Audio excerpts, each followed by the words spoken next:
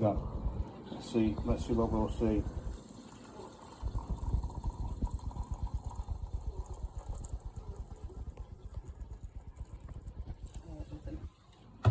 Nothing there. Oh, come on. Oh, here we go. Here we go. Here we go.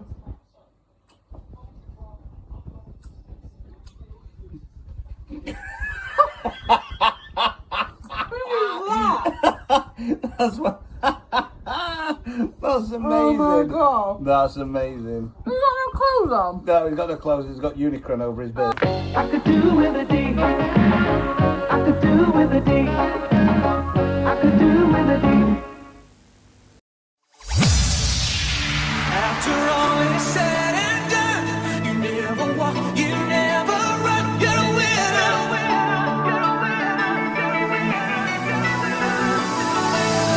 Got the one, you know the street, break the rules, take the heat, you know nobody's fool.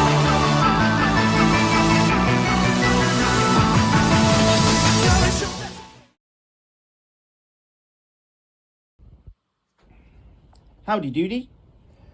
So this weekend, weekend gone, I went to the tfukcon in Birmingham at the Cobden Hotel, I think it was.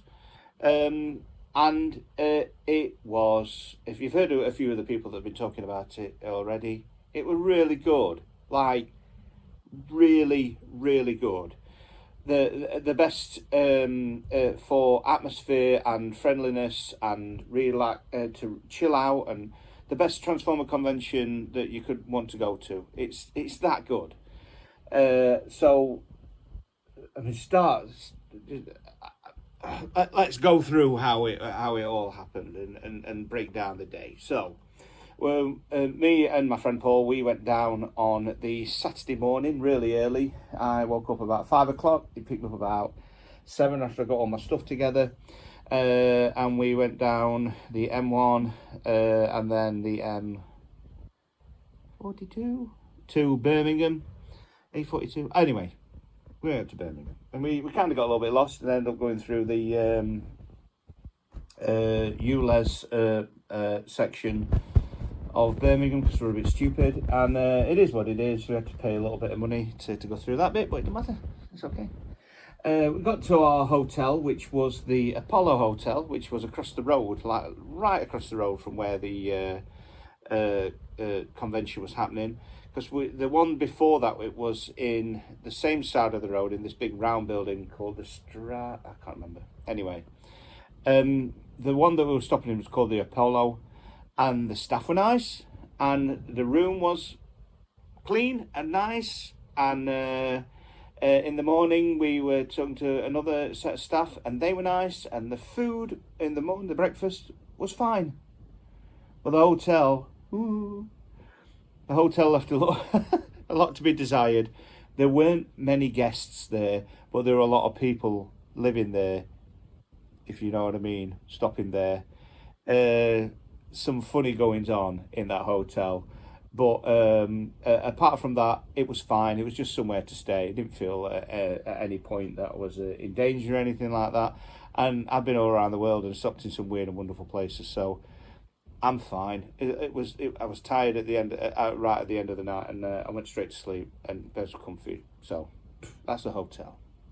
Going into the tfukcon bit, they went down and went into the reception bit, and it was being manned by Gav and Luke, and they gave us our little wristbandy things. We had a bit of a chat with them for a while, and everything was very professionally done, and this is their third one that they've done now, and they're getting really good at it. So they managed to sort all the ins and outs, and hats off to them how they can do all that kind of thing.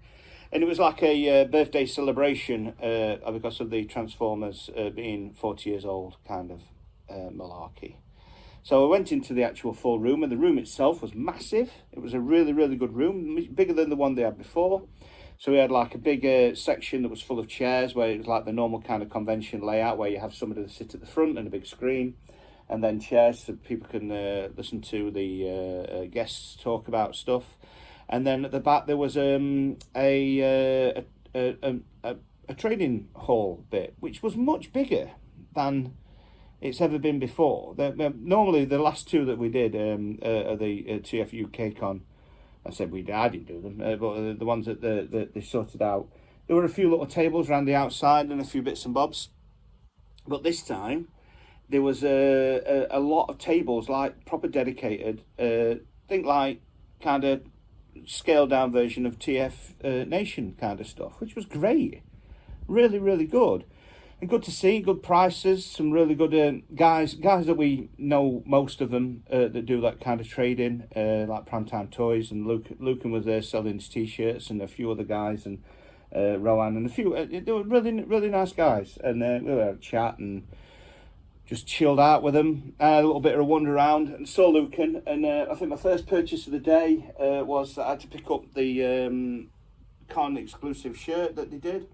So we did like a shirt that was to do with the two toys that Luke's been working on with some other guys, and you could. I don't think the toys were ready for the thing because they wanted to get them just right, but the packaging and all was done, and I did see I did see one in the bubble and everything. It looked really nice. So Luke did all the artwork for them so that they could do all that kind of thing. He did two like con t-shirts, and then a few other bits and bobs of some of his own work, and but it felt nice not to be working on his stall in a convention for a change, which was quite good,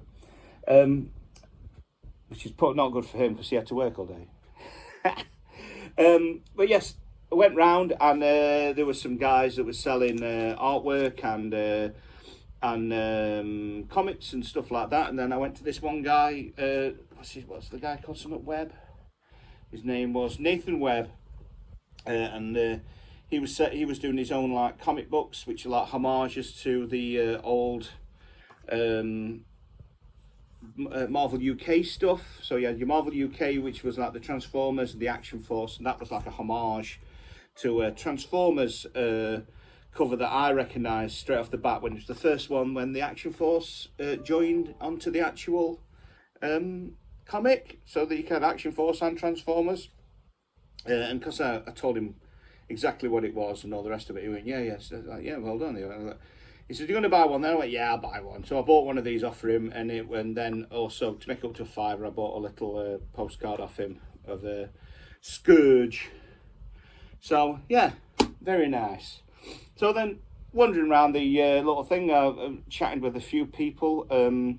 Lee Bradley I was chatting to at the top, which was a really nice guy who was a comic book artist, and I genuinely never realised how much involved he was with all the comic industry in general and all the people that he knew for all that kind of stuff. And yeah, his full-time job is going around to conventions and comic book conventions and toy conventions and general sci-fi conventions, and that's his job. And it's good on him for making a living out of it. And we were chatting about things, and I mean, at the time he was saying that he found it quite a lonely trek because he had to do it all the time, and I get that. I think it must be hard work. It's really, really hard work for these guys to do that all the time. And so yeah, we were chatting with him and a few others, and went on to the toy stalls. Thought, I'll see if there's any toys in the bargain bucket kind of things, because I'm a bit of a bargain bucket kind of guy. It's kind of my rule.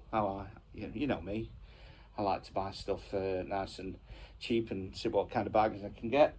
On the Primetime Toys store, there was a box at the end with a young lad that had stuff in there that was like, the one at the front was £10 for every item was £10, and one at the back was £20. And they were all bargains in there, really, really good stuff. A lot of the things at the back, things I already have, bigger toys and what have you and whatnot. But at the front, there was some good bits and bobs. So I picked up not Transformers, but picked up a nice Lion-O figure that came with his glove and the Sword of Omens kind of thing. But it's really, really nice detail. I don't have a decent sized Lion-O figure. Well, I didn't, but now I do. And this will look really, really nice on the shelf. with like the. I have no intention of collecting many more of the Thundercats figures, but yeah, I thought that was a nice little bargain for a tenner. And also in there was this. And at the time, I'm thinking that seems like a bit of a bargain. So for £10, I got this oversized knockoff 3p Grimlock figure for £10, which I thought is fantastic. Under closer examination, I realised why it was £10, because its tails got a little bit missing on the back, but the rest of it is in really good condition. It's really nice articulated. It's brilliant. It's very, very reminiscent of the G1 Grimlock, so that's always a bonus in my eyes. It transforms really well into a really good sized robot, and I don't have a robot that was suitable for the 86 movie display, but now I do. And I thought for a tenner, that were an absolute bargain. And I'll tell you about all what happened later on with the toys, so you can we'll come to that in a bit. Anywho, next, what happened is the start of the convention. They had Simon Furman, who is the god of all Transformers, and Lee Sullivan was there as well, talking about the Marvel UK days and all the rest of the stuff. Not necessarily just talking about the Transformers, but the industry as a whole, and how they saw it as just another page in the history of how things were. A lot of the things that I found very, very interesting but they always talk about how artists wanted to draw Judge Dredd and all that kind of stuff. And those are the kind of guys that went on to the US market, and they ended up like joining Marvel Comics and DC and all that kind of stuff. And you did get a lot of guys at the time that wanted to be like 2000 AD writers and artists. But a lot of those guys that stayed at the Marvel UK stuff were just were looking at it as just work and trying to do something different, wanting to work on Doctor Who and whatnot.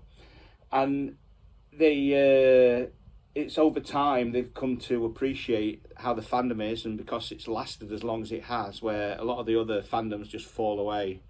The Transformers fandom has had a hardcore group that's stayed as long as it has, and it's fantastic to hear an insight of how the industry actually is, and it's fantastic. And Simon's always lovely, and we always bump into Simon outside on the street and in shops and stuff like that when they're at the conventions, and he always says hello, and he's always nice. We always shake hands.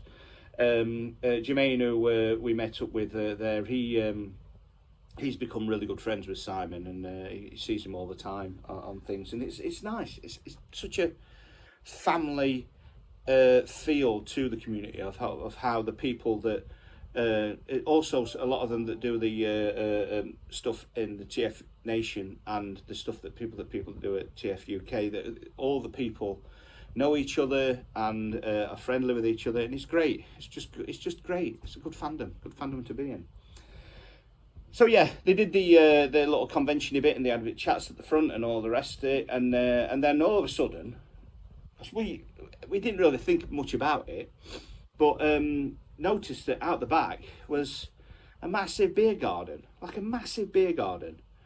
that went on for ages, and some picnic benches and whatnot, and sun was shining. I thought, what time is it? And it was 10 o'clock in the morning. And I said to Paul, is it too early to have a beer? Should you have a beer? So at 10 o'clock that morning, I know it's naughty, but we had a pint Madry each from the bar that was in the actual it was in the same hall as the convention. And instead of handing over £6.50 or £7 for a pint of Madry that you would as a Hilton hotel in Birmingham, it was £4 something. I think it was £4.50, which is like normal pub prices. And you're thinking, what? That's cheap. And if you wanted a bottle of Magners, like a proper bottle of Magners, that was just £4 a pint, and which is like unheard of when it comes to these things, because normally they just pile it on to make it as expensive as they possibly can. and there was a menu at the side where you could get like a full pizza, and you're talking the kind of prices that you pay at a Weatherspoons for a pizza, which is brilliant. And then that kind of, like, I know that these hotels, they're there to make profit and what have you, but they just didn't take the piss. They made a living out of it, and the food and the drink was really good. The staff were lovely. We got a pint and we sat outside and realised that this was the best kind of convention that you could want to be at, because it was chilled out. You could sit, and we were sat talking to a lot of the people that we've known for years and years that go to all the conventions, and we know them online and YouTubers and all that kind of stuff. And you know who you are. We know each other all really well. But we also started chatting to people that we've never talked to before, which has always been my thing. I always like to chat to, going, what's your name? And they come and sit down. Do you want to come and sit with us? What's your name? And they'll go, oh, my name's... And we were just chatting for hours and hours about fandom. I like to ask, the question is what was your thing? When did you get the toy that you liked to get? Was it at Christmas? Was it at your birthday? Do you remember what it was like when you first, how did you get into it? Which is your era? All that kind of stuff. And those kind of conversations, when you sat in the sunshine and you're relaxed, is the best thing. That's what the fandom is all about. That's why it makes it really, really good. And it was lovely. We all sat out and we all chilled, and we had drinks, and people were coming up, and I took I always take a bag of toys. I always change the toys from one year to next so that they can go right. You can either pay £5 a toy, and there were some bargains in there, or buy me a pint. And a lot of people were picking up. They're going, oh, I love that. And a few mates were handing over £20 for this and £20 for 4 of them. And that brings me on to my next bit of a purchase, where a lad that we know called Hugh, he came over and he said to me, you've got some toys in there I quite like. I went, okay. He said, I've got some toys as well. Do you want to do a trade? I went, yeah, sounds good. You pick out what you want. He went into my bag of toys. He went, I'll have this. I went, okay, no problem. You put them to one side. I scanned them over and said, okay, I will have that, and that. Yeah, deal? You went, yeah, sounds like a good deal to me. We shook hands. I got some toys, essentially for free. So what did I get? I got Shattered Glass Blaster, which I've already got the blaster, and it's in my 86 shelf. So the Shattered Glass Blaster has beautiful colours, like the teal on the front and the purple Autobots. And these are basically Transformers if the Autobots were bad guys and the Decepticons were good guys. Something like that. Yeah, it's lovely. It transforms like it does normally, and it also comes with the version of Rewind on the inside of it, which transforms the same kind of way. It's nice. It's lovely colours, and a bit of a bargain for a swap. Also got off of him G1 Silverbolt, original one. He's seen better days. However, I do not. I have a G2 Silverbolt, but this is one of the first Transformers I ever owned. Back in 1980. 1984, at Christmas I got a couple of Transformers, and I also got a Walkman and Level 42 World Machine on tape. I remember being sat at my mum and dad's house, and I put World Machine on my Walkman, and I sat there and unpacked Silverbolt from a box that I got from an auntie and uncle, and played with it non-stop all day. So yeah, this has got some fantastic memories for me. It was never a great toy, but G1 toys, that's how they are, aren't they? They're not the best things in the world, but sentimental value. And I have got all the aerial bots as well that I can actually make a Superion with it. So yeah, that was great. That was a really, really nice addition to my collection. And also in that same little lot, I got a G1 Grimlock. So I went from having no half-decent G1 Grimlocks to having 2 Grimlocks a day. these weird things happen sometimes. I don't know why. They just do. So yeah, G1 Grimlock. Really happy with it. It's seen better days. It's a bit tatty. I'm not even 100% sure it's a genuine one. It might be a KO or something like that. It's a bit loosey goosey, but it's a G1 Grimlock. It will look brilliant in my G1 shelf as an original proper 84 Transformer. 40 years old, obviously, and well, unless it is a KO, and then it's maybe, I don't know. Anyway. So there were my little swap bargain things, and I thought that was really good. Really, really good bargains. So as the day went on, we sat, chilled, had a lot of beers, and went and nipped and got something to eat from... There was a Tesco Express that was directly opposite the hotel, so you could go and get some food from that if you wanted to, and come take it back and eat it in the beer garden. It was just really nice and chilled out. As the day went on, because it just flew by, absolutely flew by. 12 hours of being in that in that room and in them thing, it just vanished, evaporated to nothing. The convention packed up with all the stalls and everything, and then all the rest of the things happened. I didn't see that many of the stuff that was happening. There was Chris McPhail was there, and a few of them, Toys R Us, and there were a YouTube roundtable and all that kind of thing. And I kind of saw them fleeting, but I kind of listened to them for a little bit. But I was too busy hobnobbing with everyone else, and it was just you go to these conventions for what you like, and I like it for the social side of it, and I really enjoyed that bit of it. But yeah, brilliantly done.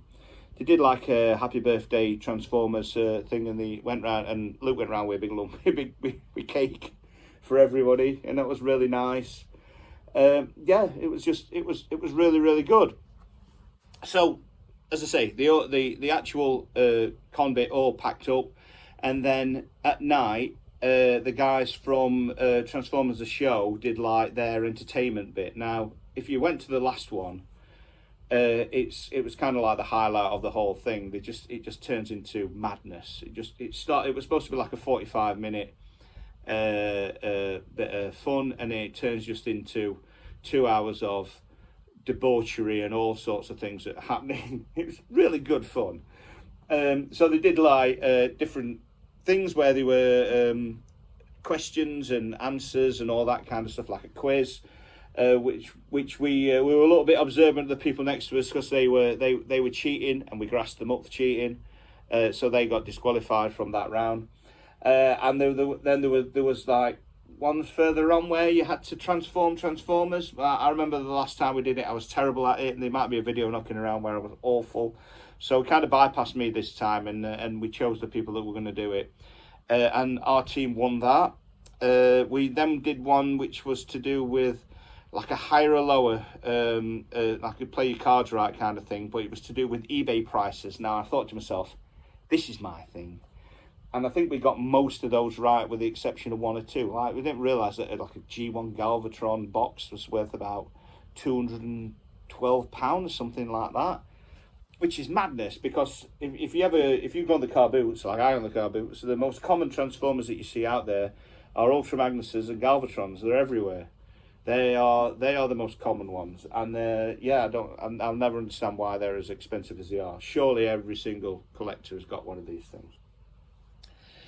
So as it went on and on and on, they did like a push-up contest, and we had Brad on our team, and Brad's just like fit as a butcher's dog, so we won that.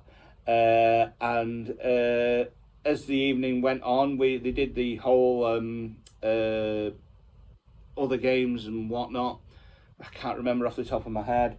And then they did the points at the end, and our team won, which was brilliant. And because our team won, we went. There was a big table that was full of all the main prizes, and we thought, well, seeing as our team won, it'd be quite nice to have a few of the little bits off there. Not just grab arms full of stuff, but have a few of the little bits. So, off that main table, because we were the winners and everything, I got Studio Series Scourge from the Rise of the Beast film, which is lovely.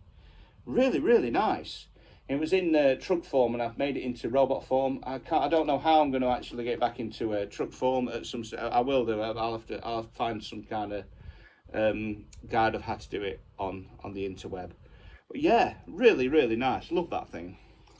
And also, I picked up because I have all of them apart from these two moulds.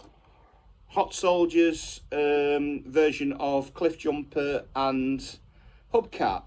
Now, Cliff Jumper is called Flying Over Mountain. You know what it's like. Really, really nice toy. Good interpretation, representation, or version of Cliff Jumper. Nice head, nice body, really nice transformation. That's the hubcap version. It turns into a nice penny racer thing, and then you can. It comes with like these little add-on bits. Because I've got the Goldbug version, and it had like a hollow back. So what they've done with this one, they've given like an extra piece that you can attach and reattach, and it makes it so that the back is all filled out.